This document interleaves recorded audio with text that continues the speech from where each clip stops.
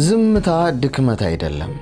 ዝም የሚሉ ሰዎች ደካማ ወይም ሞኝ ስለሆኑ አይደለም። ዝምታ የጥበበኛ ሰው መሳሪያ ነው። በነገሮች ሁሉ ዝም የሚሉ ሰዎች አስተዋይና ነገሮችን በጥልቀት የሚያሰላስሉ ሰዎች ናቸው። ብዙ ከሚያወራው ይልቅ ዝም ያለውን ፍራ።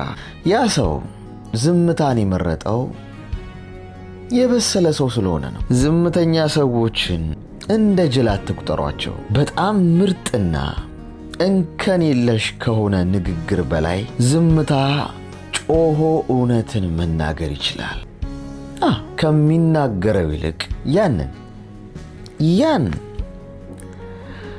ዝም ያለውን ሰው ፍራ። ትዕግስቱ የበዛ አይደለም የዋዛ